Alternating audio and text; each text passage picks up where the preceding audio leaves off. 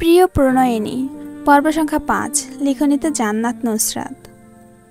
বাড়ির বাহিরে ভয়ঙ্কর রকম চিৎকার চেঁচামেচি হচ্ছে। গত আধা ঘন্টা যাবৎ ইশরাত এই চিৎকার গালির বিকট শব্দ শুনতে শুনতে তার কান ব্যথা হয়ে গিয়েছে। তাই আর সহ্য করতে না পেরে সোফার উপরে রাখা কুশনটা দিয়ে দুই কান চেপে ধরে মাথা নিচু করে বসে আছে। নাজমিন বেগম চিন্তিত মুখে বসে আছেন সোফার উপরে। তিনি একবার রাগে লাল হওয়া নুসরাতের মুখ দেখছেন, একবার বাহিরের দিকে তাকাচ্ছেন। নুসরাত আর সহ্য করতে পারল না বাহিরের এত হাঙ্গামা। লাফ মেরে বসা থেকে উঠে দাঁড়ালো। নিজের ওভারসাইজ টি শার্টের ভাঁজ হয়ে যাওয়া জায়গা টেনে টুনে ঠিক করে বাইরের দিকে পা বাড়াতে পেছন থেকে হাতের টান অনুভব করলো। এক মুহূর্তে বুঝে ফেলল কে হাত ধরে টানছে। অলস দৃষ্টি পেছনে দিতেই নাজমিন বেগমের রাগী চোখ মুখ নিজের অক্ষিকোটরে ভাসল। এক আঙুল তুলে নাজমিন বেগম নুসরাতকে শাসিয়ে বললেন, সাবধান, এক পা বাইরে রাখবে না তুই। তোর বাপ ওখানে আছে, সেজ ভাই ছোট ভাই আছে, সবাই মিলে সামলে নেবে। তুই চুপচাপ এখানে বস, না হলে আজ আমার জুতোর বাড়ি থেকে তোকে কেউ রক্ষা করতে পারবে না। নুসরাত নাজমিন বেগমকে আর খেপালো না, চুপচাপ গিয়ে সোফার উপর বসে পড়ল এক পা তুলে। ইশরাত এখনো কপালে ভাঁজ ফেলে বসে আছে। নাজমিন বেগম অন্যমনস্ক হতেই নুসরাত সেদিকে একবার তাকালো, তারপর সোফা থেকে লাফ মেরে নেমে ভূ দৌড় দিল বাহিরের দিকে। নাজমিন বেগম পেছন থেকে কিছু বলতে নেবেন, ততক্ষণে অনেক দেরি হয়ে গিয়েছে। নুসরাত নাসির মঞ্জিলের ত্রিসীমানার বাইরে। ইশরাতের দিকে বিরস মুখে চেয়ে চিন্তিত গলায় আওড়ালেন, চলে গিয়েছে আবার তোর বাপের সাথে মিলে ঝগড়া করতে। ওইখানে পুরুষরা আছে, ও যাবে কেন? বাপের মতো খবিশ হয়েছে মেয়েটা। বাপও লাই দিয়ে দিয়ে বেটা বানাচ্ছে। যেদিন ওনার মাথার উপরে উঠে ধিনতানা ধিনতানা বলে নাচবে, সেদিন মজা বুঝবে। ইশরাত মায়ের দিকে চেয়ে মিষ্টি হাসে, দুই কান থেকে কুশান নামিয়ে মেঝেতে রাখে, রিনরিনে গলায় বলে, চিন্তা করো না আম্মু, নুসরাত উল্টা পাল্টা লজিক দিয়ে মন্টু চাচাকে সামলে নেবেন। আর দোষ তো মন্টু চাচার, উনি কেন আমাদের জমির ওপরে বারবার নিজের সীমানা ঢুকিয়ে দেন? নাজমিন বেগম প্রলম্বিত শ্বাস ফেললেন। ইশরাতের দিকে এক পল চেয়ে অবসন্ন কণ্ঠে বলেন, তুই তো ওর পক্ষ টানবি, তোর বোন না?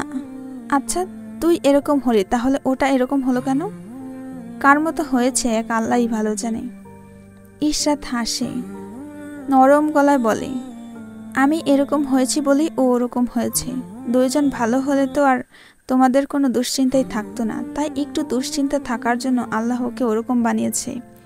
আর তুমি জানো না ও কার মতো হয়েছে? ইশরাত কথাটা শেষ করে নাজমিন বেগমের দিকে প্রশ্নাত্মক চোখে তাকায়। ইশরাতের প্রশ্নের উত্তরে নাজমিন বেগম দুপাশে মাথা নাড়ায়। ইশরাত গলার আওয়াজ নামিয়ে বলে, বড় আব্বুর মতো হয়েছে। নাজমিন বেগমের কপালে ভাঁজ ফেলে তিনি উদ্বেগ নিয়ে জিজ্ঞেস করে, তুই কিভাবে জানলি বড় ভাইয়ের মতো হয়েছে? ইশরাত ফিস ফিস করে বলে, দাদি বলেছে। মা মেয়ে দুজন দুজনার দিকে কিছুক্ষণ তাকিয়ে থেকে ফিক করে হেসে ফেলে। শেখদার বাড়ির কর্তা নিজাম শিকদার। শিকদার মঞ্জিলে নিজাম শিকদার ও তার দুই নাতি নাতনির বসবাস। রোড অ্যাক্সিডেন্টে ছেলে আর ছেলের বউ মারা যাওয়ার পর নাতি নাতনি তার কাছে বড় হয়েছে।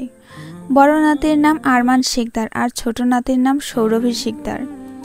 বর্তমানে ২৮ বছর বয়সী আরমানের জন্য নিজাম শিকদার পাত্রীর খোঁজ করছেন।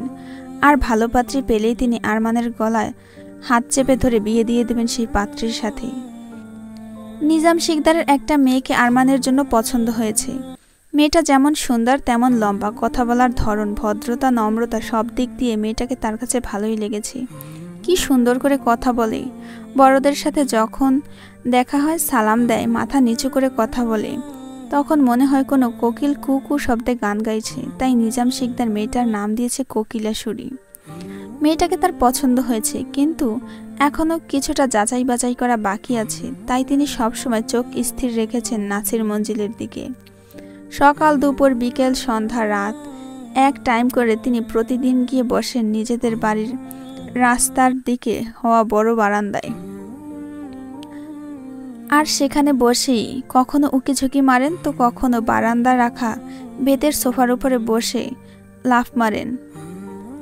আবার কখনো পাশের বাড়ির মেয়েটা বারান্দায় আসলে নিজাম শিকদার লাফঝাপ মেরে দৃষ্টি আকর্ষণ করেন। তখন মেয়েটা তার দিকে তাকিয়ে মিষ্টি একটি হাসি দেয়, আর কোকিলাস্বরে সালাম দিয়ে বলে, কেমন আছেন দাদু ভাই? এটা বললেই তার মনে একটা কথাই বাজে, আহ কি চমৎকার গলা মেয়েটার, শুনলেই মন ভরে যায় তার। আজ তার ব্যতিক্রম নয়। নিজাম শিকদার বারান্দায় এসেছেন নাসির মঞ্জিলে নজর রাখার জন্য। কিছুক্ষণ অপেক্ষা করার পর হঠাৎ কানে আসে একদিক থেকে পুরুষের গলার আওয়াজ। বিরক্তিতে চবর্গীয় শব্দ উচ্চারণ করে বিড়বিড় করেন নিজাম শিকদার, আবার ঝগড়া লাগিয়ে দিয়েছে এই মন্টুটা। এর জন্য একটু শান্তিতে পাশের বাড়িতে নজরও রাখা যাচ্ছে না। হায় আল্লাহ, এদের জন্য মনে হয় আমার নাতিটার বিয়েই হবে না। নিজের বিরক্তি চেপে ধরে বারান্দায় রাখা বেদের সোফায় গিয়ে বসলেন নিজাম শিকদার। ফ্ল্যাক্স থেকে চা ঢেলে এক চুমুক দিতেই কুহু কুহু কেসে উঠলেন। সামনের দিকে তাকাতেই চোখ রসগোল্লা হয়ে গেল। চায়ের কাপ রেখে বিড়বিড় করলেন, এসে গিয়েছে টর্নেডো। এই জন্য মনে হচ্ছিল এতক্ষণ ধরে কিছু একটা নেই। বাপরে, কি গলার আওয়াজ মাইয়ার, বাপের থেকেও জোরে ধমক মারে। নিজাম শিকদার বুকে এক হাত চেপে ধরেন, সূরা ইখলাস ফাতেহা পড়ে ফু দেন বুকে। একটুর জন্য তার হার্টটা আল্লাহ তাআলার কাছে পেয়ারি হয়ে যায়নি, এটাই বেশ। বুকে ফু দেওয়া শেষ হতেই কানে আসে এই চুপ বলার শক্ত আওয়াজ। কে কাকে চুপ বলছে সেটা দেখার জন্য বারান্দার রেলিং ধরে উকি মারতেই দেখলেন মন্টুর ছেলে সজীব এসেছে। নাক উপরে তুলে ফেললেন নিজাম শিকদার, চোখে মুখে ভারী বিরক্তি এনে নিজ মনে আওড়ান, এই এসেছে, এই মেয়ের হাতে মার খেতে এসেছে এখানে। ওর বাপ চাচাকে ধমক মেরে বসিয়ে রাখে সেখানে তুই কোন খ্যাতের মুলারে সজীব? আজ নির্ঘাত তুই এই মেয়ের হাতে মার খেবি। নিজাম সাহেবের চিন্তার কারণে আঘাত পড়ল সজীবের বোঝানো স্বরে বলা কথা। সজীব বলছে, নুসরাত, আপনি রাগ করছেন কেন? আমি আব্বাকে বুঝিয়ে আপনাদের জায়গার সীমানা থেকে সরিয়ে দেব, দয়া করে রাগ করবেন না, আপনার প্রেশার হাই হয়ে যাবে। কথাটা শেষ হতেই নুসরাতের ভারী কণ্ঠের চিৎকার ভেসে আসলো।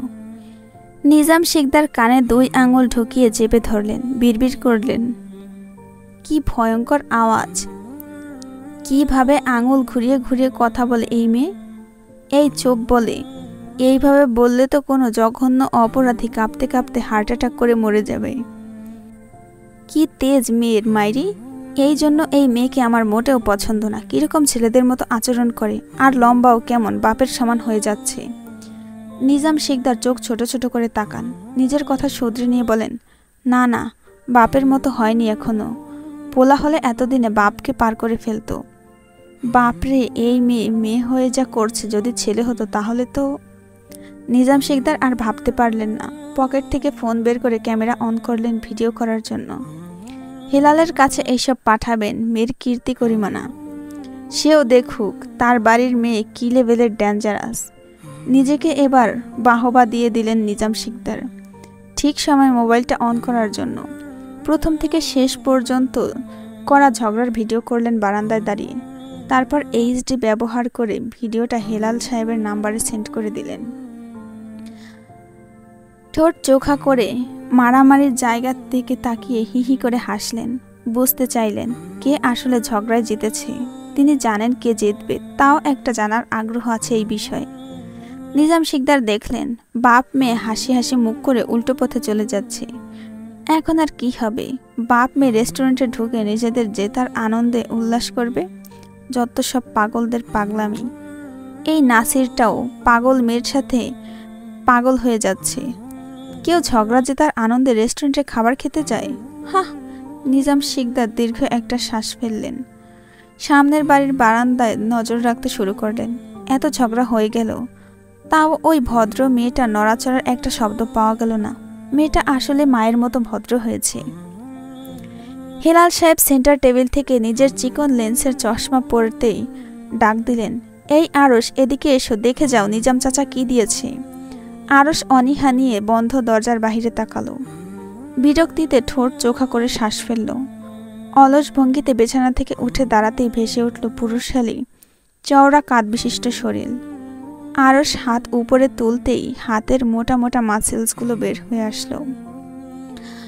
উদম গায়ে টি শার্ট জড়িয়ে নিয়ে ধীর পায়ে এগিয়ে গেল ড্রয়িং রুমের দিকে বাবার ডাকে সাড়া দিতে। বাহিরে বেরিয়ে আসতে হেলাল সাহেব চিকন লেন্সের চশমা নাড়িয়ে চোখে পড়ে নিয়ে জিজ্ঞেস করেন, এত লেট করলে কেন? আরশ কপাল কুঞ্চিত করে। কোথায় সে লেট করলো? বেশি হলে 2 মিনিট পর ড্রয়িং রুমে আসছে, তাই বলে এত লেট বলবে? অবসন্ন চোখে হেলাল সাহেবের দিকে তাকিয়ে নিজের ভুল স্বীকার করে নিয়ে রাশভারী গলায় বলল, আই এম সরি পাপা। হেলাল সাহেব হাত দিয়ে নিজের পাশ দেখিয়ে বসার জন্য বললেন। আরশ দন্তপাটি একটার সাথে আরেকটা চেপে ধরে নিজের বিরক্তি লুকাতে চায়। সে জানে এখন কি হবে। তাকে পাশে বসিয়ে রেখে একটার পর একটা কথা বলবেন হেলাল সাহেব। তার আর তার বন্ধু বান্ধব কি ফটো ভিডিও পাঠিয়েছে তাই দেখাবেন। অত্যাধিক বিরক্তি চেপে যায় নিজের গম্ভীর মুখের আড়ালে। সোফার পেছনের দিক থেকে ভর করে চোখে এক হাত রেখে শুয়ে পড়ে। হেলাল সাহেব আরশের দিকে তাকিয়ে নাক কুঁচকান। চোখ ফিরিয়ে সামনে রাখতে জায়েনের সাথে চোখাচোখি হয়। জায়েন পানি খেতে এসেছে কিচেনে। বাবাকে হাতে মোবাইল নিয়ে বসে থাকতে দেখেই পা টিপে টিপে পালাতে চাইছিল, তার আগেই চোখাচোখি হয়ে গেল। গম্ভীর করে রাখা মুখটায় হাসি টেনে আনলো। হাসিটা বড় নিরর্থক লাগলো। বোকার মতো হাসতে দেখে হেলাল সাহেব ব্যগ্র কণ্ঠে জিজ্ঞেস করলেন, এরকম বোকার মতো হাসছো কেন? জায়েন দুই পাশে মাথা নাড়িয়ে মৃদু কণ্ঠে বলল, জি না, কিছু না। হেলাল সাহেব তীক্ষ্ণ চোখে জায়েনের দিকে চোখ বুলিয়ে নিয়ে বললেন, এদিকে এসো। জায়েনের মুখের রং উড়ে গেল। পাংশুটে মুখ নিয়ে বিড়বিড় করে, যার ভয় পাচ্ছিলাম তাই হলো। আল্লাহ এবারের মতো বাঁচিয়ে নাও, 2 রাকাত নফল নামাজ আদায় করব। বিরস মুখে এগিয়ে আসে সামনের দিকে। সেন্টার টেবিলের পানির বোতল রেখে হেলাল সাহেবের পাশে বসে। হেলাল সাহেব হোয়াটসঅ্যাপে ঢুকে নিজাম চাচা লেখাটায় টাচ করে গলার আওয়াজ মৃদু রেখে নিজেকেই বলে, চাচা আবার কি পাঠালেন? ইনবক্সে একটা ভিডিও দেখতে জায়েনের দিকে ফোন বাড়িয়ে দিলেন। জায়েন জানে কি করতে হবে। সে হাত বাড়িয়ে দেওয়া ফোনটা নিয়ে ভিডিওটা ডাউনলোড করে তারপর নিষ্প্রভ চোখে বাবার দিকে চেয়ে বলে, এসে গিয়েছে। হেলাল সাহেব ঝাঁজ মিশ্রিত কণ্ঠে বলে, এসে গিয়েছে যখন তাহলে বাজাচ্ছ না কেন? আমার মুখ দেখছো কেন বসে বসে? জায়েন কথা বাড়ায় না। ভিডিওটি প্লে করে হেলাল সাহেবের দিকে বাড়িয়ে দিতেই দেখা যায় নাসির সাহেব, সোহেব সাহেব, শাহেদ সাহেব আর একটা মেয়ে। জায়েন চোখ ছোট ছোট করে তাকিয়ে থাকে, চেনার চেষ্টা করে। তখনই কানে ভেসে আসে বজ্র কণ্ঠে কারো বলা কথা, সজীবের বাচ্চা, তুই চুপ থাক। তোর বাপ এতদিন ধরে আমাদের জায়গা থেকে সীমানা সরায়নি, তাহলে এখন তুই বলে সরাবি কেন? এতদিন সরানোর কথা বলিসনি কেন? আজ তুই আর তোর বাপ দুইটাই আমার হাতের ধোলাই হবি। আব্বা আসেন, আসেন, ভয় পাবেন না। আমি আছি তো, দুজনে মিলে এদের একদম ঠিক করে দেব। জায়েন একবার হেলাল সাহেবের দিকে তাকালো, আর একবার ফোনের দিকে তাকালো। ফোনটা লাউড স্পিকারে থাকার জন্য আরশের চোখ থেকে কাঁচা ঘুম পালিয়ে গিয়েছে। মাথা বাড়িয়ে দেখে নিতে যাবে, কি দেখছেন হেলাল সাহেব? হেলাল সাহেব ফোন লুকিয়ে ফেললেন হাতের নিচে। আরশ ভরকে গেল হেলাল সাহেবের মোবাইল লুকানো দেখে। ভুরুযুগল কুঞ্চিত করে গম্ভীর গলা জিজ্ঞেস করলো, ভাইয়া, বাবা কি লুকালো?